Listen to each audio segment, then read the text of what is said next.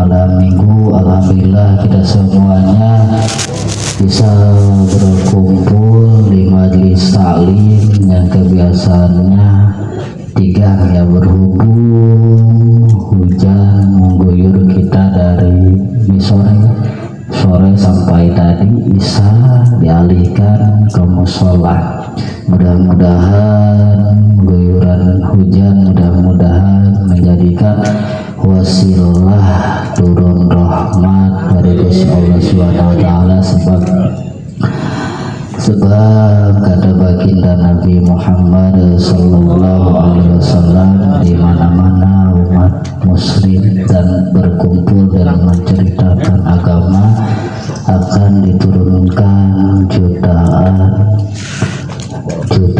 ataupun ribuan rahmat dari Allah Subhanahu wa taala. Amin ya Allah ya rabbal alamin. Sebelum pengajian dimulai, terlebih dahulu saya mohon dibukakan pintu maaf yang seluas-luasnya apabila ada kesalahan dari bacanya ataupun penafsirannya semata-mata hanya kebodohan diri saya sendiri. Adapun benarnya itu semua yaitu fadl dari Gusti Allah Subhanahu wa taala, karena manusia tidak luput yaitu lupa dan salah. Mari kita ngaji. A'udzubillahi minasyaitonirrajim. Bismillahirrahmanirrahim. Babul wudu'i utawi kira-iki kubab kang tetep ing dalam merdelaken wudu. Ala furud allati la yasihul wudu'u illa biha sittatun. Utawi fira-fira faradu allati la yasihu kang ora sah wudu'u afa wudu illa biha angin kalawat ya furud sittatun iku namang. Alawalu tekan kaping awal an-niyatu iku niat wajib lan wajib antakuna apa perintahan ayat niat makrunatan iku kang den barangan di awal juz'in kalawan kawitan juz yang silu kang mumbah ya ho ing juz minal wajhi saking rarahi wayanwi lan niatal mutawaddi usafom kamalau duraf al hadas au fardal wudu au nahwa dzalika atau saumpamane mangkono kabeh. Husani lan utai kang kapindo bosul waji iku mumbah rarahi min madabiti sya'rir ra'si saking nggon cukul rambut ndas ila muntah zakoni takamaring katoging gado wamin watadai ihdal uzanaini lan saking mapentil salasa hiji kuping roro ila watadil uro takamaring pentil kang waweneh. Wajibu lan wajib ghuslu sa'ri apa ngumbah rambut an-nabiti kang cukul fil waji dalam rarahi zahiron ing dalam zahire wa batinan lan ing dalam batina ilah riyatan jangkut al-ghusirota kang kandung. Fayafi mangka cukup ghuslu zahiriha apa ngumbah luar lihiyah fakot belaka wa sunnatul utawi sunnahe tahlilu batiniha iku nyela jerone lihiyah wa yajibu lan wajib aidun kalawan mani ghuslu silati apa ngumbah uji-uji. Babul wudu'i dalam ini bab yaitu ngajengan musonif ataupun pengarang kita yaitu Syekhina Syekh Nawawi bin Umar Tanara, yaitu mau menceritakan membahas bab wudu. kewajiban wudu ataupun fardu wudu.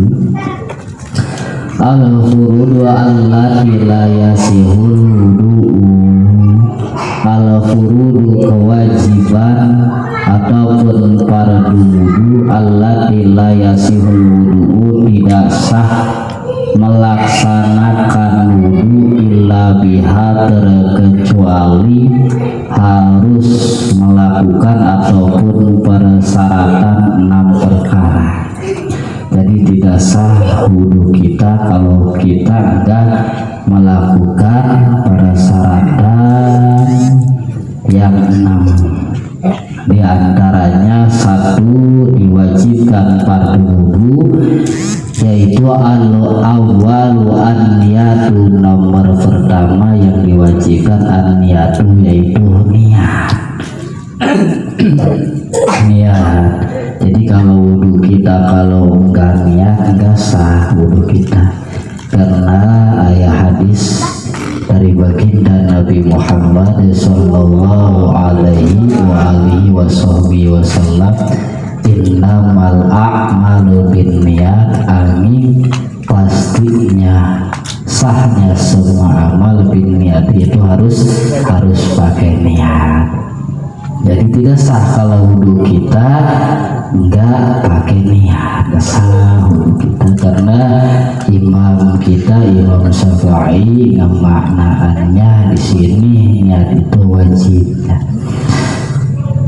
Jadi tidak sah semua amal kalau tidak pakai niat, kecuali luar Imam Syafi'i, yaitu Imam Hanafi tidak mewajibkan niat, cuma dimaknain menyempurnakan pekerjaan.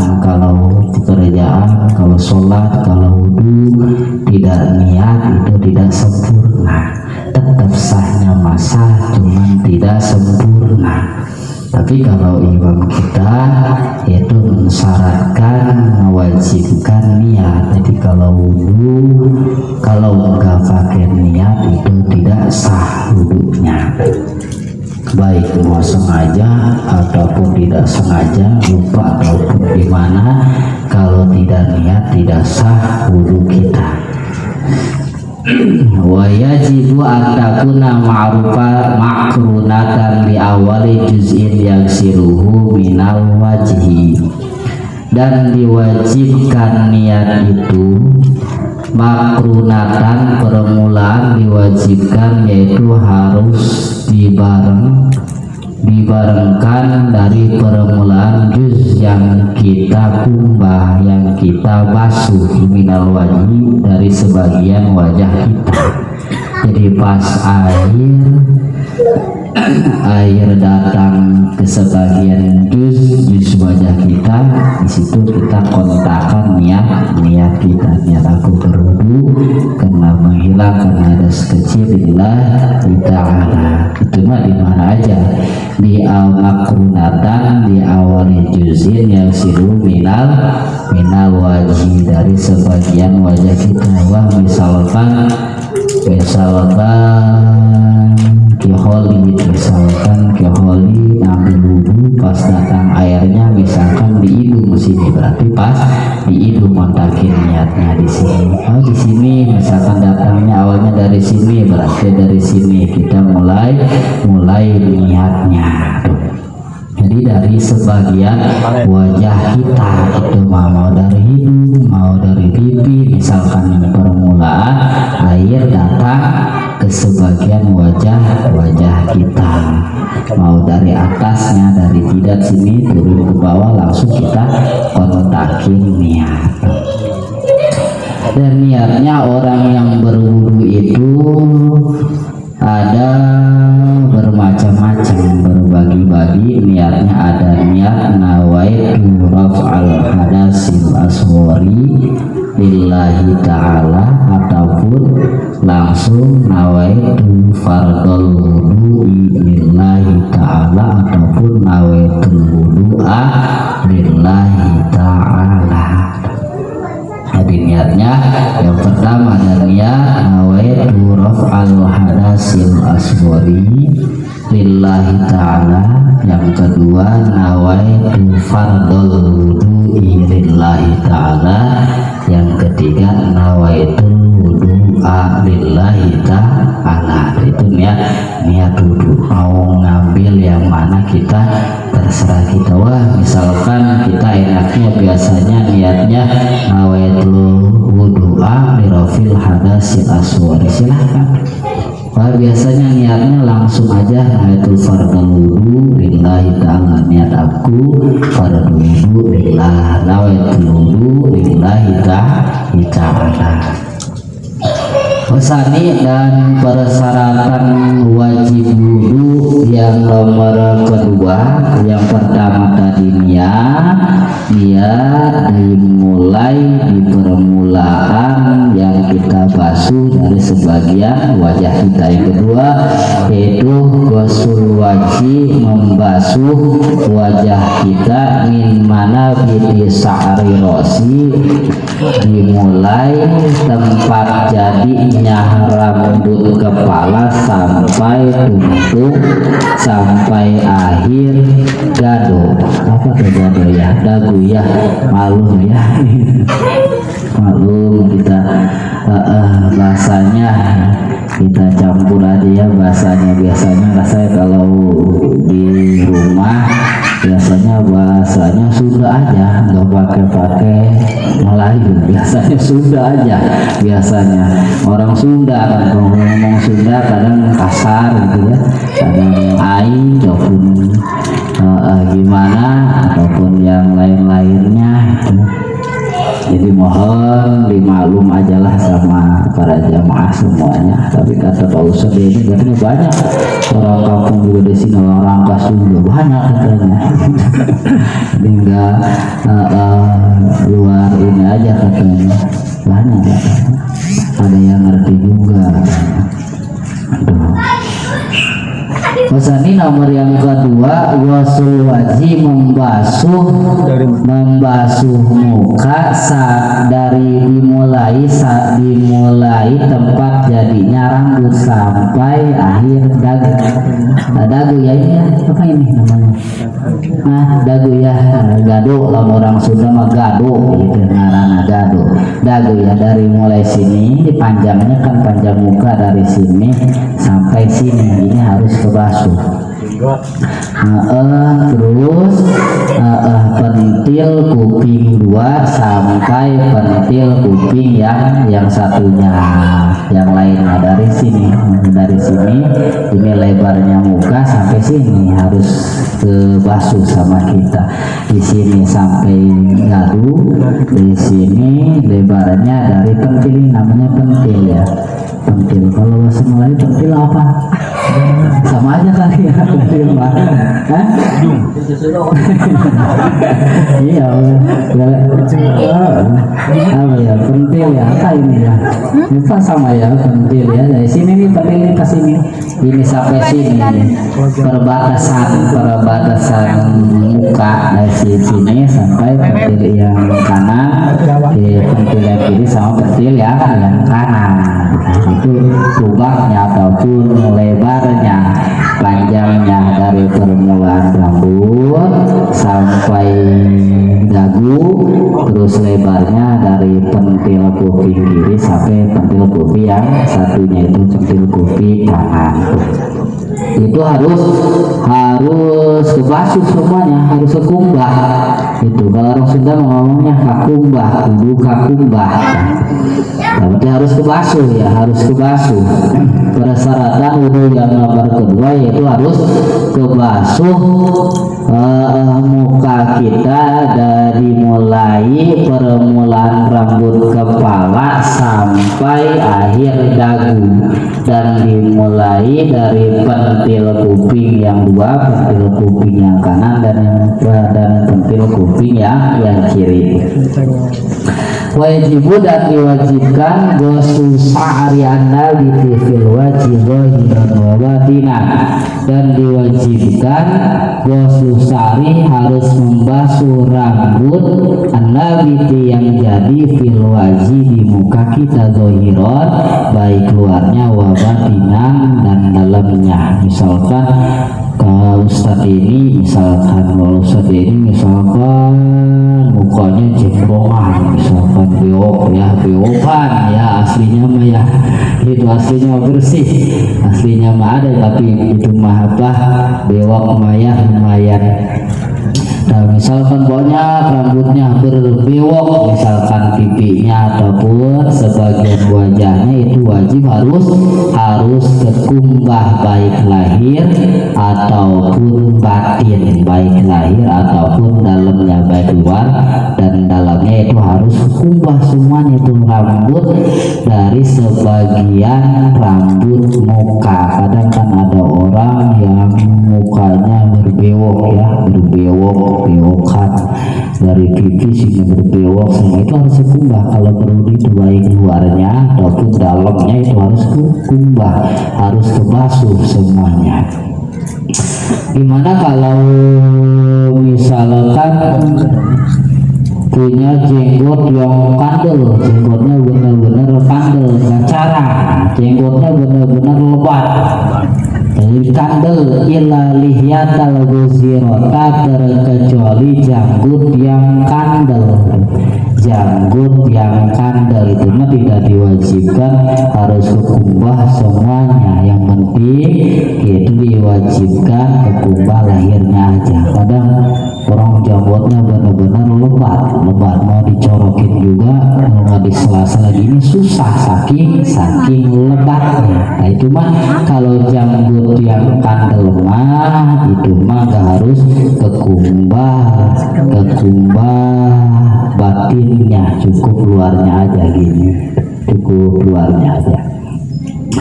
Bayaki cukup ghuslu zahiriha, membasuh luar rambut janggutnya aja, jadi luarnya aja yang kekumbah ini ya. Tapi kalau misalkan janggutnya carang-carang mah kayak kita, misalkan kayak Ustadz ini misalkan maaf ada 1 lembar 2 lembar, itu wajib harus kekumbah luar dalam, kecuali yang lihal guziro, terkecuali janggutnya yang tebal, benar-benar tebal. Kadang orang kan ada ya, rambut janggutnya benar-benar tebal, kadang ada 2 jengkalnya kan, benar-benar tebal kan, sampai ke sini, sampai ke cambang benar-benar. Nah, itu mah cukup dikumbah dari lahirnya aja. Wasunatu tahlilu batiniha, dan disunahkan tahlilu batiniha, yaitu nyela-nyela dalamnya janggut. Cuman sunnah, jadi lahir itu wajib harus kumbah. Kalau dalamnya di sela-sela, iya. Nyelanya lagi sama ya, sela-sela gini, sela-sela kayak gini. Kalau nggak digosok-gosok lah kayak gini, digosok-gosok kayak gini. Nah sunnah itu hukumnya kalau janggut yang tebal, kalau janggut yang tebal. Wajibu aidan ghuslu silati, dan diwajibkan lagi yaitu membasuh hasil ati, uji-uji yang bijil yang ada fil wajhi, dalam wajah, walaupun panjang. Uji-uji itu bahasa Jawa, uji-uji apa tuh? Ada orang Jawa, cuman di sini Jawanya emang Jawa, maksudnya mah Jawa ini, Jawa Kronjo ya, uji-uji.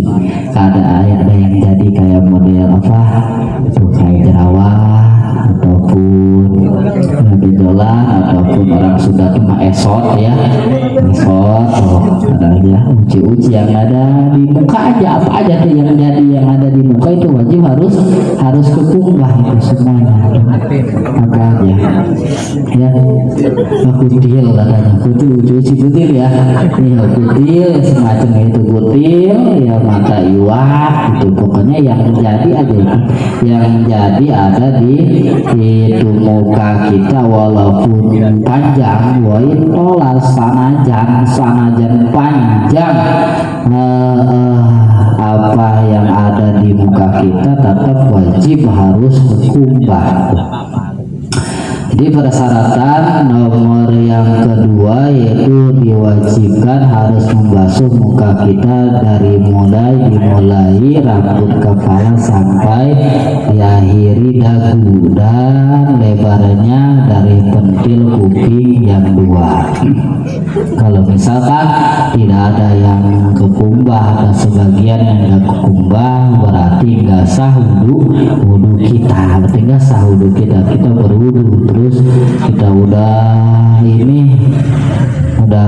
selesai wudhu terus ada yang nggak kekumbah, misalkan hidung kita nggak kekumbah, misalkan secemplok, kalau orang Sunda itu secemplok sedikit nggak kumbah, berarti tidak sah wudhu kita. Beda kalau kita lagi berwudhu, kalau lagi berwudhu misalkan ada yang nggak kekumbah, berarti diwajibkan kita harus dikumbah lagi, dibasuh lagi. Nomor yang ketiga diwajibkan syarat wudhu itu fardu wudhu wajib wudhu yaitu membasuh dua tangan sampai sikut, dua tangan malpir kapakoen beserta sikut. Ini ya apa ini sikut ya, kalau orang Sunda sikut sama ya sikut. Kirain ada bahasa lain itu selain sikut, sama bahasa Melayu juga tuh sikut sama ya.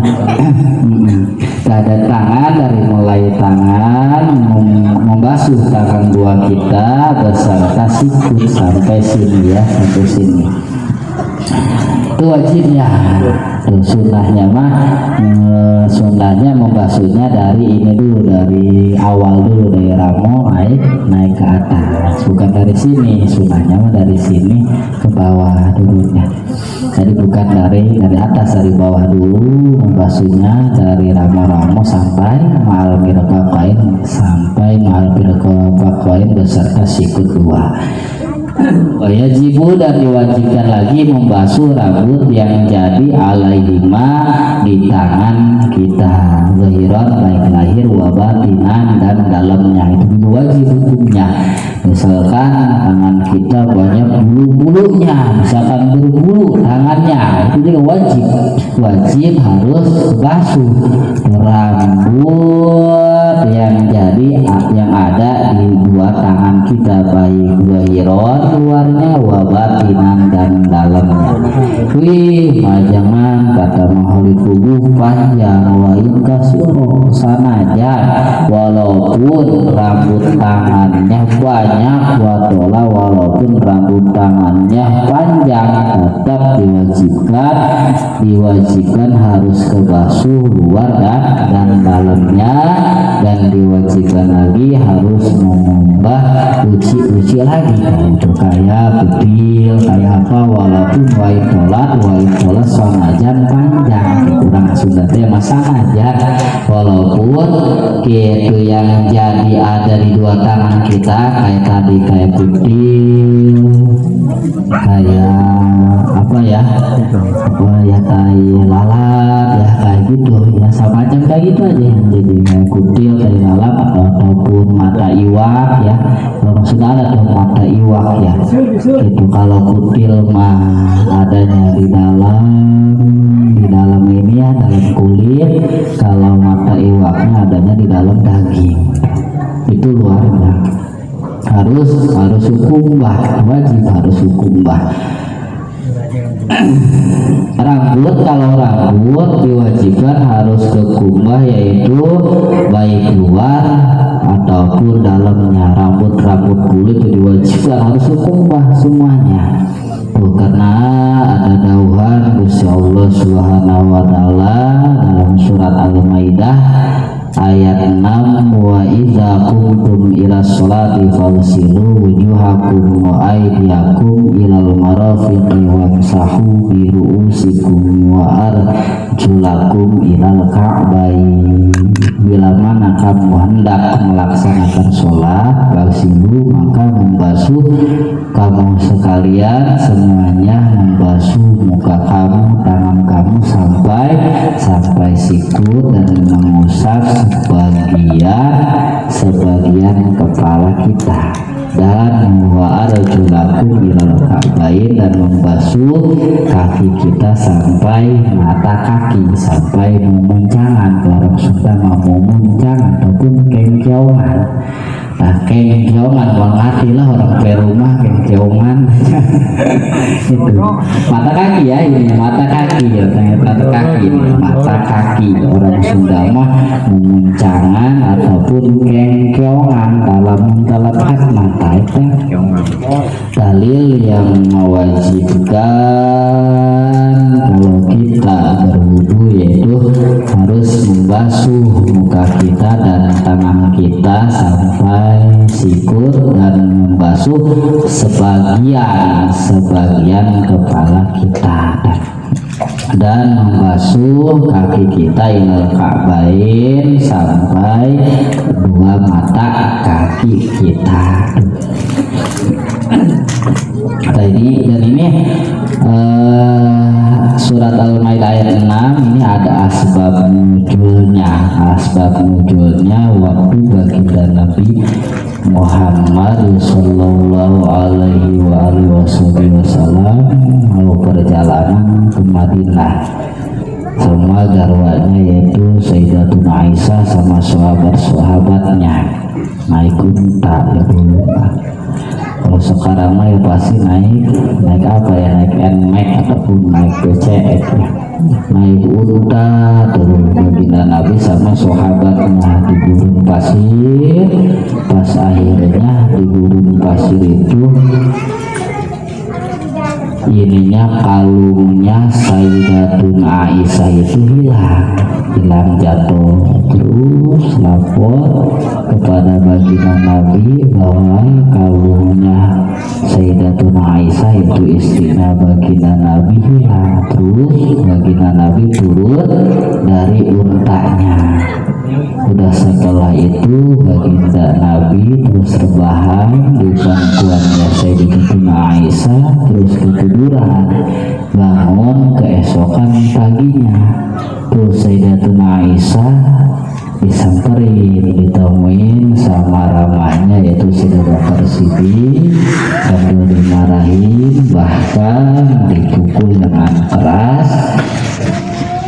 Kata Sayyidina Abu Bakar Siddiq, lama cek orang Sunda teh gara-gara kumaneh kami kabehan bisa meneruskan perjalanan ke Madinah. Jadi kehambat perjalanan gara-gara leungit kalung maneh cenah ge, gara-gara hilangnya kalung Sayyidatuna Aisyah. Dan setelah itu baginda Nabi bangun tidur. Pas bangun tidur mau ambil wudhu, nggak ada air. Terus turunlah ayat ini, wa idza qumtum ila sholati, sampai tadi wa arjulakum minal ka'bain. Kalau terusannya wa in kuntum junuban fattahharu wa in kuntum marda ala safarin aw jahadun minkum minal ghaid. Terus diturunkan ayat yang seterusnya sampai menceritakan bab tayamum. Terus baginda Rasul bertayamum dengan abu yang suci, karena dawuh Allah Subhanahu wa taala, Gusti Allah tidak memadaratkan kepada umatnya untuk melaksanakan itu ibadah. Hari ini asbab wujudnya itu wa idza kuntum ila sholati faghsilu wujuhakum, dipakai dalil oleh ulama mujtahid mutlak, di antaranya Imam kita itu Syafi'i mewajibkan kita wudu, yaitu di antaranya harus 6 perkara. Satunya, yang kedua membasuh muka, yang ketiga membasuh tangan sampai mafir kapakoin beserta sikut 2, basuh tangan 2 beserta sikut 2. Rabiu yang keempat, masuk juz'in min jildi roksi, musab juz min jildi roksi dina kulit kepala, ataupun mengusap, bukan membasuh. Kalau rambut majid mengusap kulit kulit yang di kepala ataupun rambut yang jadi yang ada di kepala, walau rasa sarotin wahidatin, walaupun satu lembar. Nah, jadi kewajiban wudhu nomor yang keempat yaitu musabjud mincil dirosi kulit kepala. Misbat berarti orang yang tidak ada rambutnya, berarti ya udah mulai rontok ataupun apa ya, yang botak misalnya kayak profesor heran, profesor banyak itu heran teh nanya nama ngarana sirah kepalanya itu mengusap kepala, tapi kalau ada rambutnya ngusap rambut yang jadi di kepala, walau sarotin, walaupun satu lembar katanya. Yang penting syaratnya jangan ngusap yang panjangnya yang keluar dari batas rambut, jangan ngusap yang ini. Kalau satu saya ngusapin jangan ujungnya aja, misalkan satu ya, saking misalkan sayangnya kalau Ustaz ini mau misalkan berangkat gereja udah pakai apa tuh minyak rambut ya, kayak minyak apa tuh kurang hari ya, minyak apa, minyak besu ya, besu udah lempes gitu, dia mau suatu hal misal tuh saya nama kayaknya kulinyar semana tuh kulinyar, wah sama kulinyar tanya gitu, terus diambil satu aja terus tuntutnya gitu, jangan. Jadi harus dari ininya, kalau sedikit kalau satu harus dari batasnya dulu, harus dari batas. Walau miso yang kelima yaitu membasuh kaki ma'al ka'bain beserta mata kaki dua di setiap kaki, dan sama yaitu rambut dan uci-uci yang ada di dua kaki kita sampai mata kaki itu diwajibkan harus kebasuh, harus kekumbah.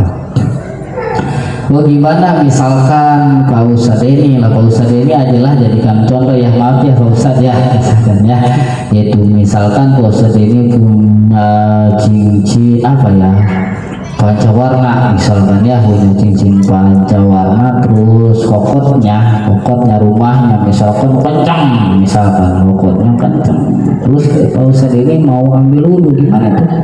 Diwajibkan tahrikul khotam, adoi diwajibkan harus merobahkan cincin adoi yang kencang, misalnya segini ya, gini kalau kencang supaya maksudnya supaya air masuk berarti gini kita dirobah-robah kayak gini ya. Itu wajib hukumnya kalau cincinnya kencang ya, kalau cincinnya kencang, jadi nggak longgar. Kalau longgar mah nggak wajib, harus diusik-usik kayak gini, dirobah-robah. Wa takhlilu asabi'il yadain warijlain, dan diwajibkan yaitu harus nyela ramu tangan dan kaki kalau irkan al-maulayasi ilaiha, kalau air itu enggak bisa ngebasuh ramu kita dan ramu kaki kita, terkecuali digosok-gosok misalkan ada debunya ataupun misalkan ada tinta ataupun yang lainnya, suatu perkara yang tidak bisa masuk air itu diwajibkan harus di sela-sela ya ramu kita, misalkan kalau misalkan kau sendiri harus di adonan apa tuh, adonan terigu misalkan ya, terus banyak terigunya ininya misalkan, terus mau wudhu, nah ini diwajibkan harus dicorokin tangannya kakinya supaya air itu air masuk, takut air gak bisa masuk, terkecuali bisa masuk dengan jalan digosok-gosok. Yang terakhir bisa disutartibul a'do, yang terakhir itu harus meruntutkan semua anggota. Maksudnya tartib ini bi'an yuqaddimal wajha al yadain, mendahulukan muka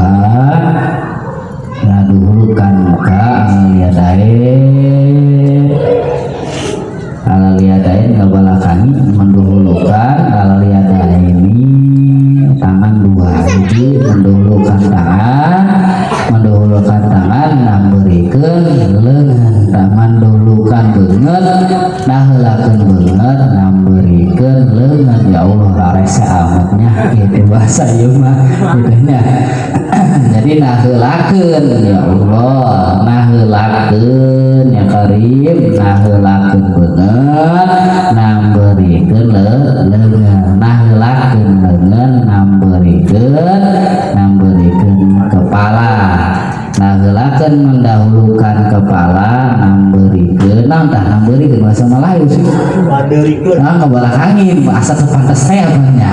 Itu ngebahasa ngebelakangin.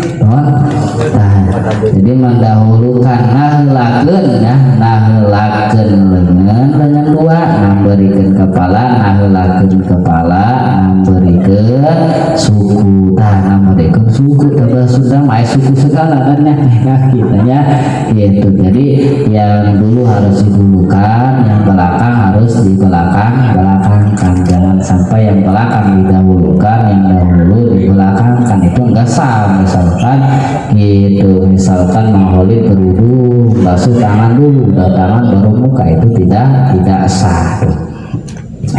Tidak sah. Dan diwajibkan berwudu harus menghilangkan kekotor-kekotor yang menyegah datangnya air ilal a'doi, ke anggota wudu.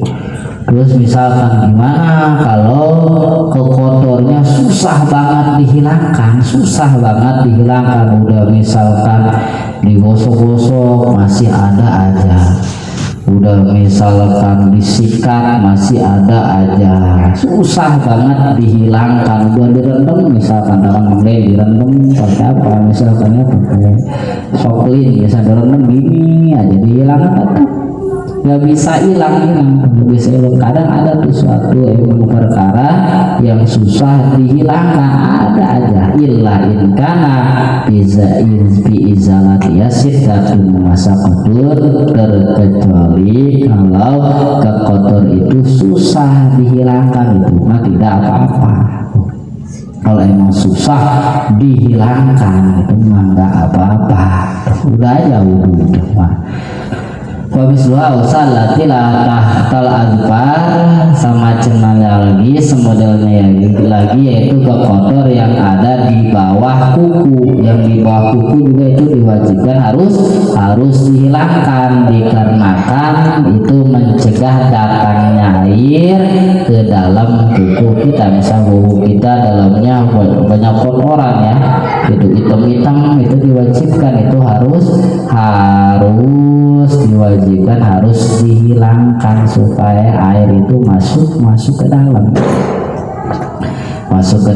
Dan sunnah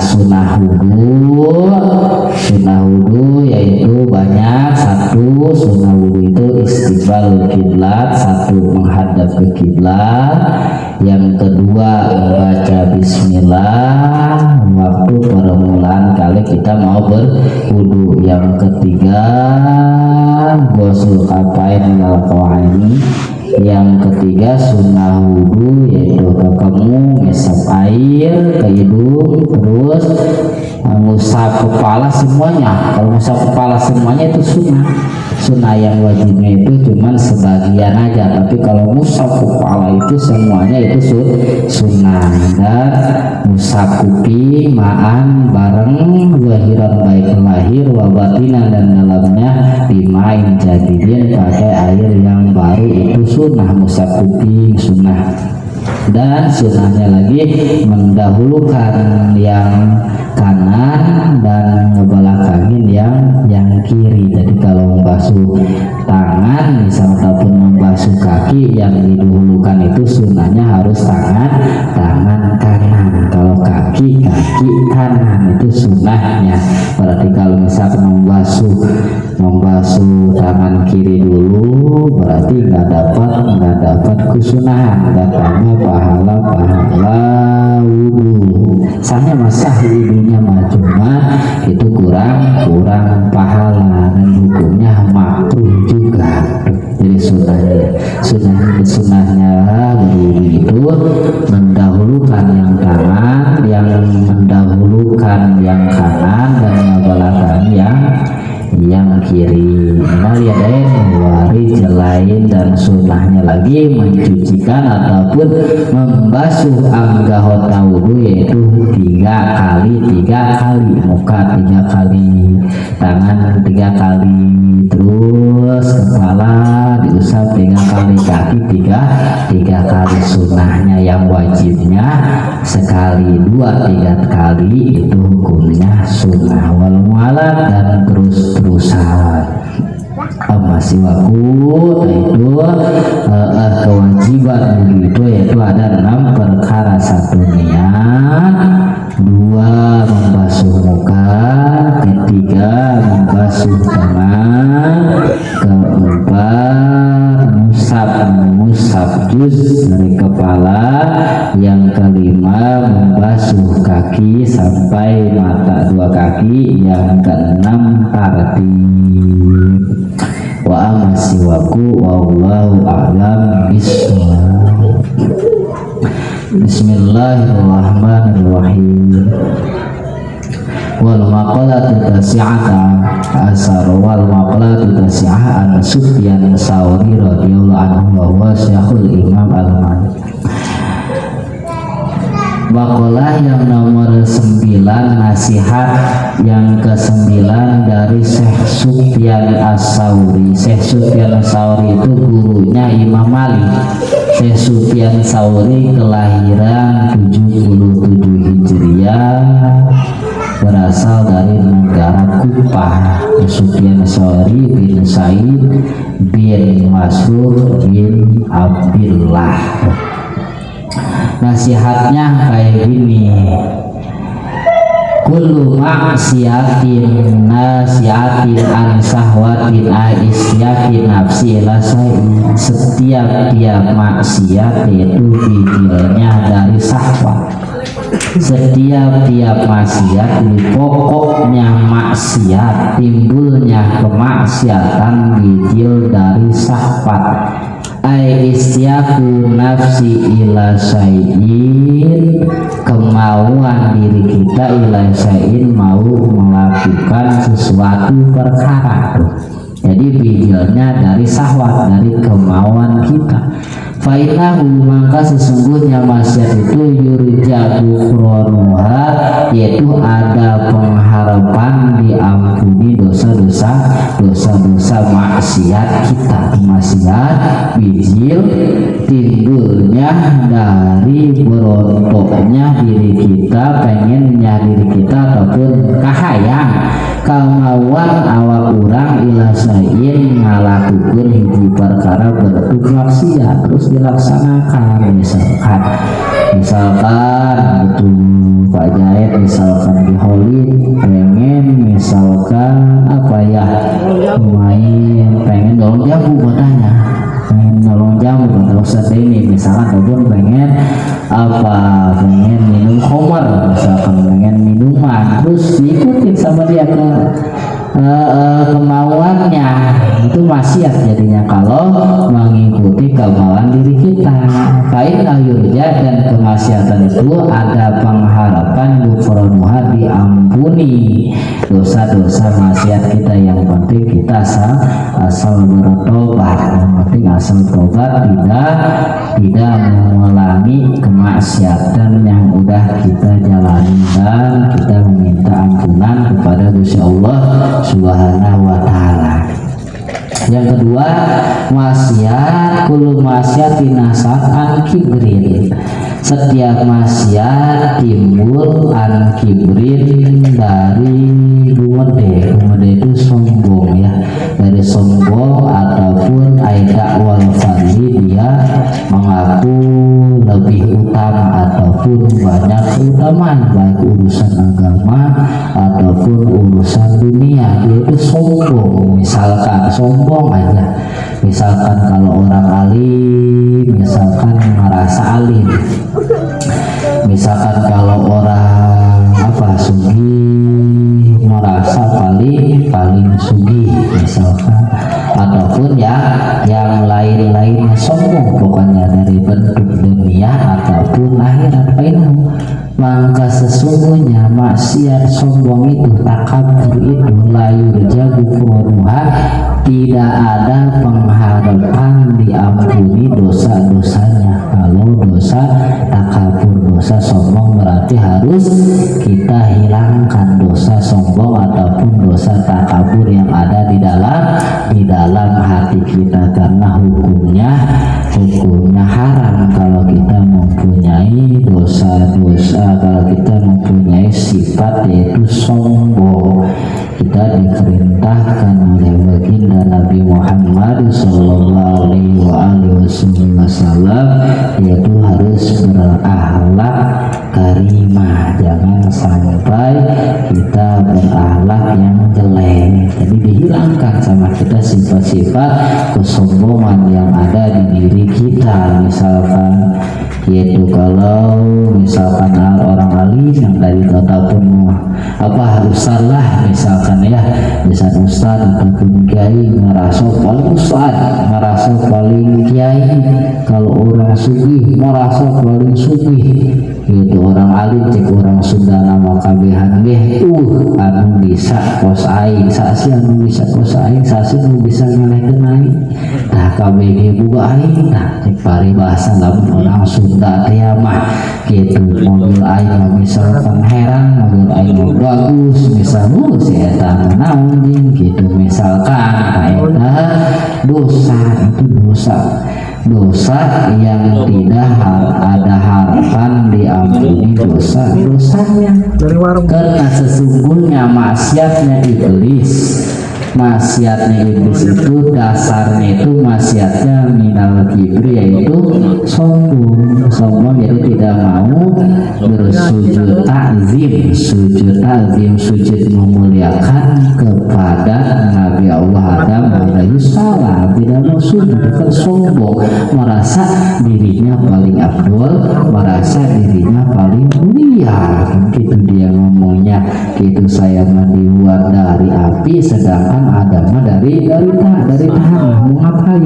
Ya tuh sombong kan dosanya, dia tidak mau bersujud ta'zim, mengagungkan, memuliakan Sayyidina Nabi Allah Adam alaihi salam.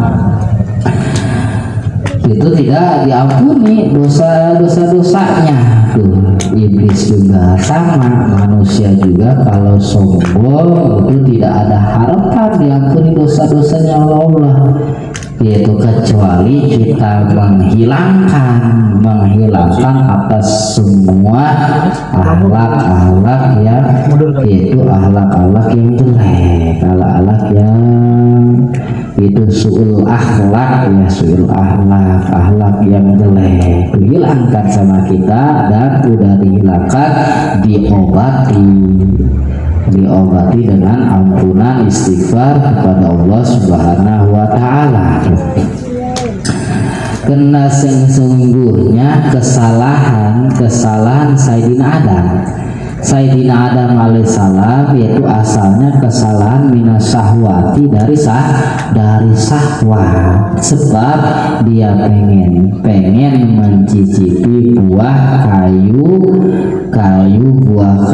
yang dilarang oleh Allah Subhanahu wa taala, yaitu namanya buah apa tuh? Buah khulriyah, terus dilarang oleh Allah Subhanahu wa taala, terus berontok hatinya Nabi Adam pengen kan, akhirnya dimakan oleh Nabi Adam alaihissalam. Itu menjadikan sebab Nabi Adam turun nyata ke alam dunia, itu menjadikan wasilah Nabi Adam turunnya dari surga. Kalau enggak ada sebab mungkin enggak ada kita juga ya, itu sebab. Cuman kalau ditinjau dari ini kesalahan Nabi Adam yaitu pokoknya yaitu dari syahwat, dari kemauan hati kita melakukan bentuk kemaksiatan ataupun bentuk tidak baik, bentuk keburukan, terus sama kita dilaksanakan. Itu dosanya yang diharapkan ada harapan diampuni itu Nabi Adam diampuni dosa-dosanya, sedangkan dosa takabur, dosa sombongnya iblis sampai yaumul kiamat tidak diampuni. Itu dosa sombongnya, dosa sombong terkecuali yang mencabut menghilangkan dosa sombongnya. Mudah-mudahan kita semuanya selalu diberikan oleh Allah Subhanahu wa taala ataupun ditanamkan, ditancapkan akhlak-akhlak yang mulia, yaitu akhlaknya baginda Nabi Muhammad sallallahu alaihi wasallam, sehingga kita lebih giat